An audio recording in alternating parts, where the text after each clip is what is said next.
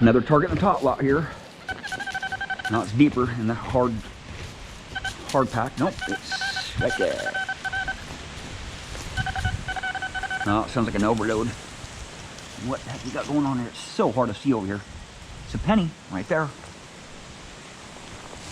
It's very difficult to see over here because it's a covered area. It's a covered top lot, so pretty much the only one in my city that I know about. Right. It's really windy and rainy and stormy out there today, so I'm just about ready to go grab my other detectors and do some testing in the top lot here on some different subjects, right? Some gold rings, silver rings, right next to the iron, right?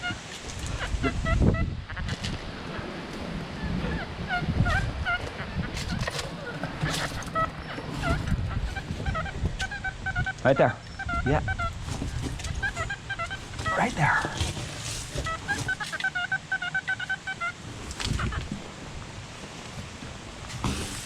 Right. And if I have a big coil around all this iron here, I'm going to struggle. And having a big coil, if you don't have a detector that can, you know, go short real fast, you know, getting underneath these tight spots here, you know, it can make it a lot tougher. All right. I want to increase my odds at getting some jewelry and some rings in top lots. So another penny right there, crusty zinc penny. Now the Deus will go a lot of places where other detectors cannot go because it's wireless, right? I can take it off the shaft there and get in the really tight spots, right? Because when I have it extended out here, right, I can only get like a couple angles on it, right? And when I take it off the shaft there, I can get all kinds of different angles in there. You know, I can actually go this way right on it, right? Some targets just don't like being hit on certain angles, right? Going through top lots, you got to really go through it good, you know. Something really junky here. Some more jewelry? No. Some foil right there. I just found some jewelry a minute ago, but the first jewelry I found on this top lot. So extended out here just a little bit. This top lot was just freaking loaded with coins. I mean, absolutely loaded with coins. The reason why it was loaded because nobody ever notices it, right? That's, you know, I didn't even notice it for a long time, you know. Just kind of out of the way, behind our school.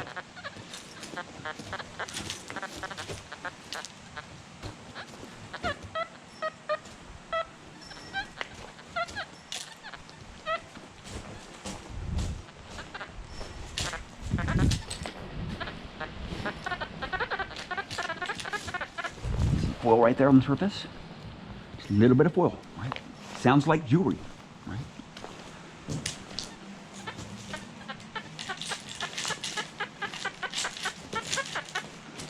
Go for these grunts. Go for those grunty tones, right? Long piece of foil right there. Right? Gotta go for those targets, man. I'm telling you, a lot of times for jewelry, not a lot of times, but I've gotten a lot of jewelry that sounded just like foil or iron, right? Especially in top lots. This one sounds really junky. And there's some foil right there that it was not hitting on. Ew, it's nasty, gummy. It's not even foil. It's something really nasty. I'm gonna go easy on this one because it could be something bad, right?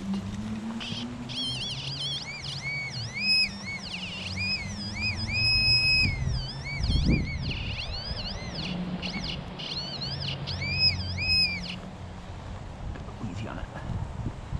Is it a freaking ring? Holy crap. No, there's no way it could be a ring. Hits on rings were really good. Deus is that some kind of nut. Some kind of cap for something. I think it was like some brass or something. Not brass, but some pot metal. Non-ferrous.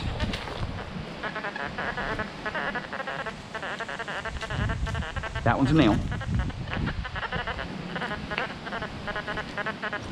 is this stuff? It's nasty. It's like really sticky. That's iron, right?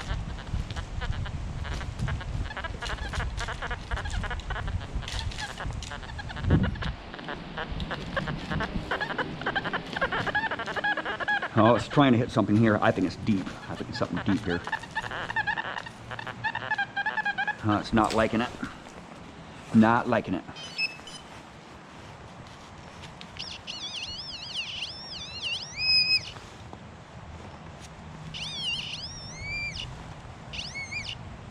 It's a nail right there.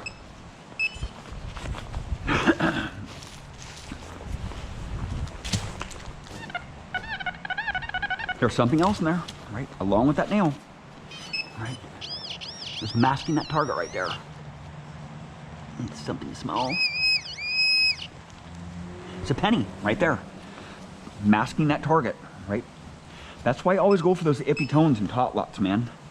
Because there's sometimes a lot of foil in tot lots. Just get all that foil out and then those other targets will start popping out, right? I'm telling you, man. Tot lots are freaking awesome to hunt in. Because it's so easy to get the targets out, right? And there's no soil to deal with. And I'll tell you right now, you know, the reason why I can get so much more out of the ground is because I have a mineral range and an iron range and a foil range and a low conductive target range and a mid conductive target range and a high conductive target range, all that in between, right? And with the Equinox, I just don't have that iron range and that mineral range, right? When I get close to something that's iron, I can tell that it's iron. But when I'm in soil, I'm always hearing that iron tone anyway with the Equinox. If I have my iron on, I'm always hearing that background iron wah wah wah wah wah because I have really hot soil. That's why I don't have my iron on, because I struggle so much because I have an iron tone on my Equinox all the time, no matter what anyway, right? It doesn't work with the Equinox backing out of the coil or swinging over it, because I can swing over a buckle. An iron buckle, and it won't even hit it, right? With the Equinox on some setting, on most settings, right? Like on Park 1, it won't hit the buckle. On Park 2, will hit an iron buckle just a little bit at a couple different angles. With the Equinox, it really is a good machine on coins, but in the iron, you know, those iron targets, the iron's gonna hurt you in most cases, right? It's gonna make your tones really jumpy and whatnot. But with the Deus, I have my iron on and I have my mineral range on, and I can hear everything in the ground. So that way I know what range it is what I'm swinging over. I can tell if it's iron or minerals. And with the Equinox, I just get one solid bump, right? Just one solid tone. So I don't get that range that I'm listening for, right? Around targets, just like that right there. I knew that there was something higher conductive in there, but I had to get that iron out first. With the Equinox, it would have been really, really, really jumpy. I didn't swing the Equinox over it, but with the Deus, I know that it can get through that iron a lot better.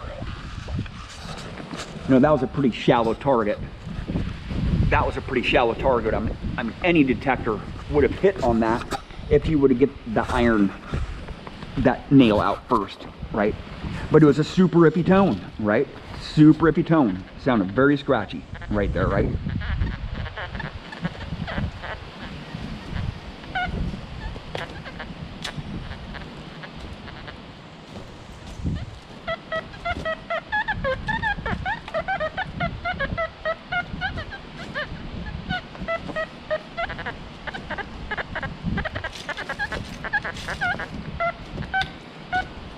So I'm always rotating on targets, right? I'm rotating on targets to get those tones out, right?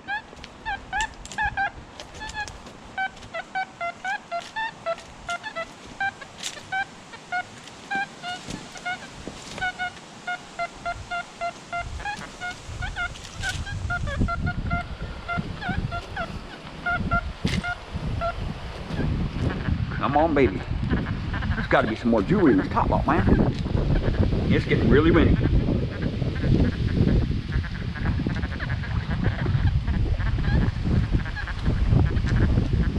So go at different angles, right?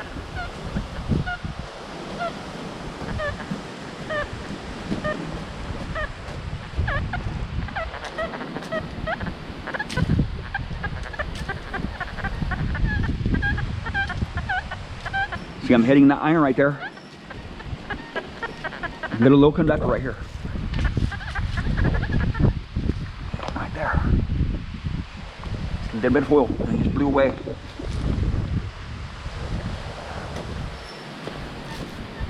Gone. Right. Some iron there too.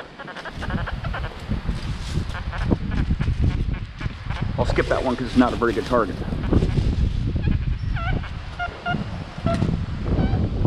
And it's getting harder to hear with that wind, so I don't know if I'm gonna be able to do my test today. And I can only do it on the weekends, so let's keep iron.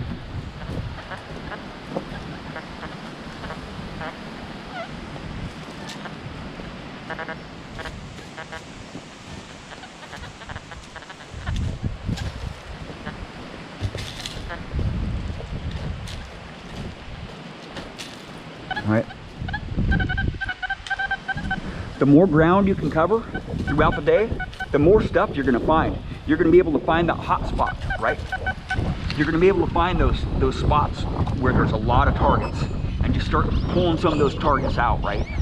If you're swimming slow and you're going and gridding and you're not gonna get very many targets out. You might get some deeper stuff, but you're gonna be digging a lot of deep junk out, right? I would much rather dig shallow junk out than deep junk because it takes a lot less time and a lot less effort to get those gold rings on the surface than those deep frickin' nails, right? And those gold rings are what we're looking for, right?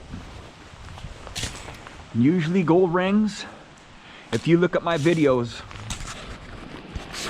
if you watch my videos, look at how deep the gold rings and pretty much all the rings, all my videos, I have hundreds of rings in my live dig videos. What depth are they at? Go back and look. Go back and just search live dig ring action, and I will show up many, many, many, many videos.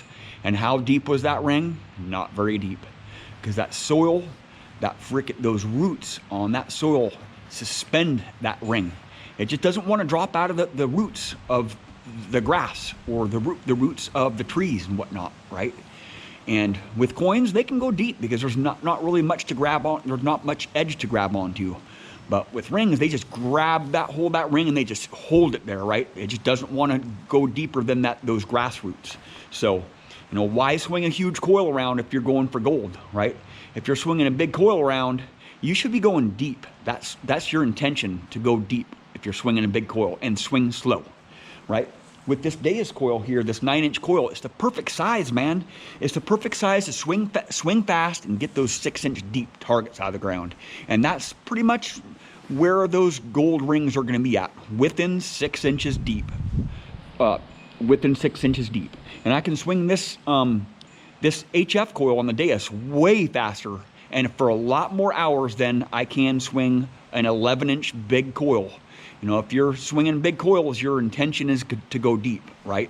Use the right coil for the right situations. And this 9-inch HF coil really can do a lot.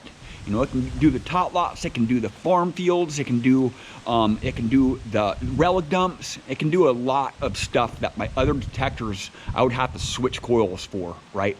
And this coil really doesn't go super deep. It may go 6 or 8 inches deep. I've gotten quite a few coins 8 inches deep with this HF coil, but the X35 9-inch coil can go a lot deeper on those higher conductive targets like coins and whatnot.